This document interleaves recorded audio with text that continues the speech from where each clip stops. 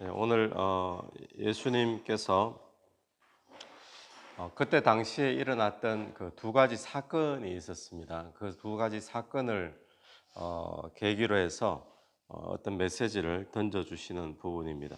첫 번째 사건은 어떤 사건인가 하면 1절을 보니까 그때 마침 두어 사람이 와서 빌라도는 유대 총독이죠. 로마의 총독인데 어떤 갈릴리 사람들의 피를 그들의 제물에 섞어 일로 예수께 아뢰니. 지금 이 큰 사건이 벌어졌는데 총독 빌라도가 이 갈릴리 사람들을 잡아서 죽이게 된 겁니다. 그런데 그 사람들이 무슨 죄목이 특별히 있었는 것도 아니고 어떤 혐의가 있는 것도 아닌 것 같은데 그냥 갈릴리 사람이라는 이유로 그냥 사람 생명을 쉽게 그렇게 이제 죽여버린 그런 사건이 벌어진 것입니다. 그래서 그들의 또 피를 갖다가 자기가 이제 제사 드리는 그 제물에 섞어서 그렇게 이제 빌라도가 제사를 드린 그 사건이 지금 큰 사건이었고, 또 두 번째 사건은 실로암이 있죠. 실로암에 망대가 세워져 있었는데 이제 이 망대가 뭐 오래됐는지 또는 부실 공사였는지 그것이 무너지는 바람에 18명의 사람이 거기에 깔려서 죽는 사건이 또 벌어진 것입니다. 여러분 우리도 살면서 보면 갑자기 어떤 사람이 뭐 어느 사고에 죽게 되었다든지 뭐 교통사고가 나서 뭐 사람이 죽는다든지 그런 것을 보면 어떤 생각이 듭니까? 우리가 평안하게 살다가 뭐 장수하다가 또 평안히 이렇게 죽음을 맞이하면 그런 생각이 안 드는데, 같은 어떤 교회 안에서라도 또 우리가 아는 지인들 가운데 뭐 어떤 세상에 다 아는 사고가 일어나는데 그 사고에 젊은 나이에 죽게 되었다. 이렇게 되어지면 많은 경우의 사람들이 저 사람은 무슨 특별한 죄가 있는가 보다. 이런 생각을 하기가 쉽죠. 이때 당시에 유대 많은 사람들이 이 두 가지 사건을 보면서 어떤 생각을 가졌는가 하면 저 사람들이, 죽은 사람들이 무슨 큰 죄가 있는 것 같다. 다른 사람들보다 죄를 많이 지어가지고 하나님의 심판을 받아서 죽었다라고 그렇게 생각을 했던 것입니다. 그리고 자기들은 아직 살아있잖아요. 살아있는 사람들은 죽은 사람, 우리는 아직 살아있으니까 죽은 저 사람들보다는 우리가 죄가 좀 덜한가 보다. 이런 생각을 가지게 되었다는 거죠. 여러분 어떻습니까? 오늘 실제로 그런가요? 예수 잘 믿으면 무병장수하고 그렇지는 않잖아요.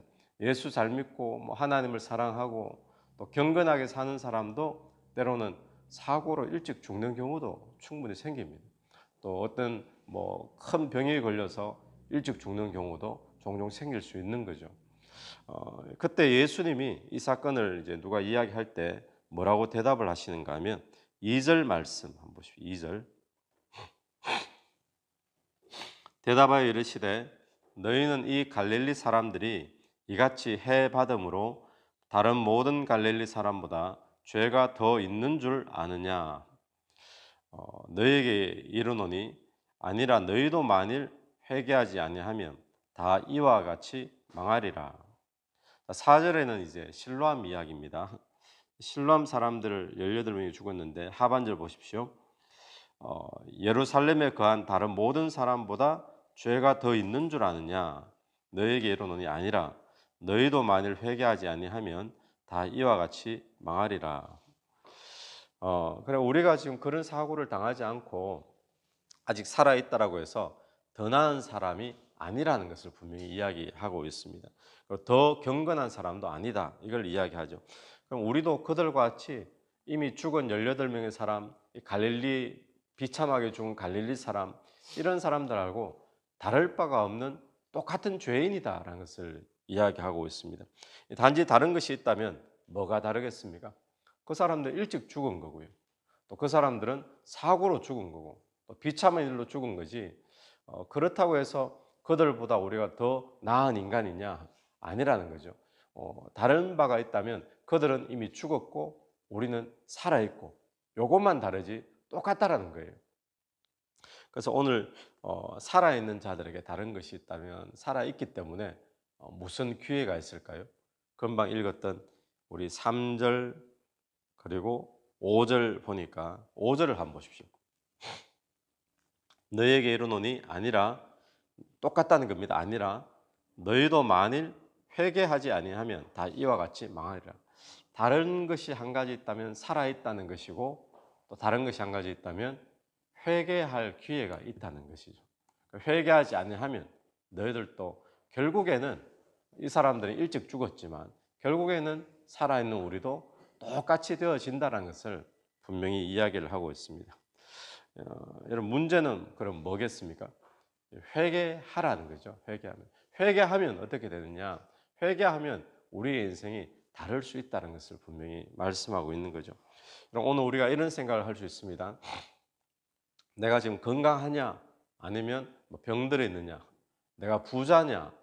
또는 내가 가난하게 사느냐? 또는 우리가 뭐 세상에서 말하는 성공한 인생이냐? 아니면 실패한 인생이냐?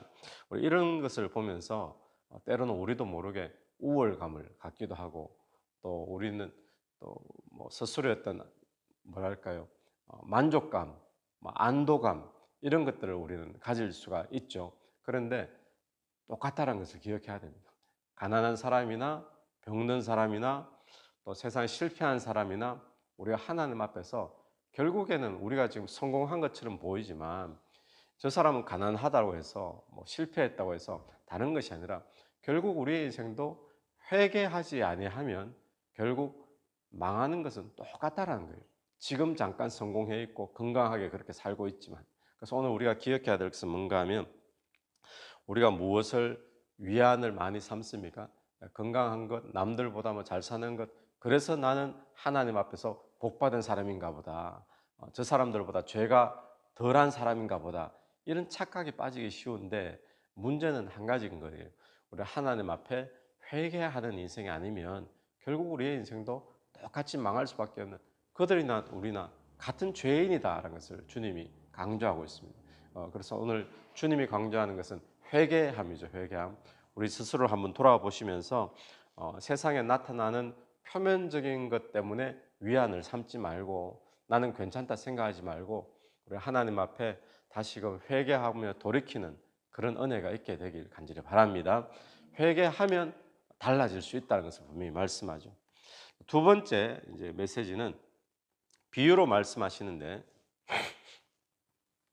한 사람이 포도원에 무화과 나무를 심은 것이 있더니 포도원인데 포도를 심어야 되잖아요. 무화과 나무를 심었어요. 왜 그랬을까요?